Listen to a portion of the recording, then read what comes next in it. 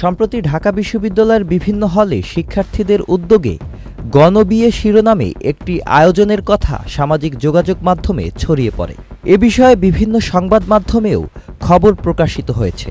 বিষয়টি নিয়ে বিশ্ববিদ্যালয়ের অনেক শিক্ষার্থীরা সোশ্যাল মিডিয়ায় মজা করে লিখেছেন, বিয়েটা হয়তো এবারে করেই ফেলব। আবার অনেকেই বিষয়টি নেতিবাচকভাবে নিয়েছে। তারা বলছে ঢাকা বিশ্ববিদ্যালয়ের মতো একটি বিদ্যাপীঠে এমন আয়োজন কোনোভাবেই গ্রহণযোগ্য নয়।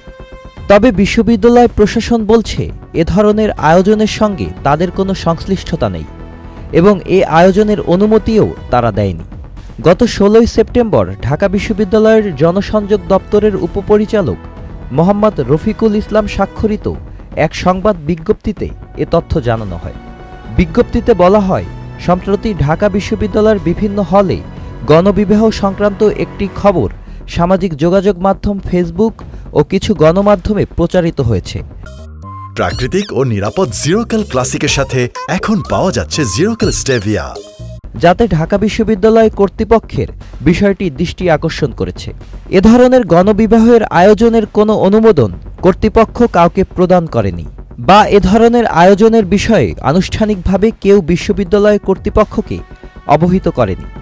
বিজ্ঞপ্তিতে আরও বলা হয়, ঢাকা বিশ্ববিদ্যালয়ের প্রচলিত রীতিনীতি এবং বর্তমান সামগ্রিক পরিস্থিতি বিবেচনায় এ ধরনের সামাজিক অনুষ্ঠানের সঙ্গে বিশ্ববিদ্যালয়ে কোনো ধরনের সংশ্লিষ্টতা থাকার সুযোগ নেই। যে বা যেসব শিক্ষার্থী এই ধরনের উদ্যোগ গ্রহণ করেছে তা তাদের একান্ত ব্যক্তিগত উদ্যোগ। উল্লেখ্য, সম্প্রতি ঢাবির কিছু হলের শিক্ষার্থীদের উদ্যোগে গণবিয়ের আয়োজন করা হচ্ছে বলে সামাজিক যোগাযোগ মাধ্যমে খবর ছড়িয়ে পড়ে। এই গণবিয়েকে কেন্দ্র করে ফেসবুকে বিশ্ববিদ্যালয়ের বিভিন্ন গ্রুপে পাত্র-পাত্রী সন্ধানের হিড়িক পড়তে দেখা যায়। Sajid Abdullah, channel I.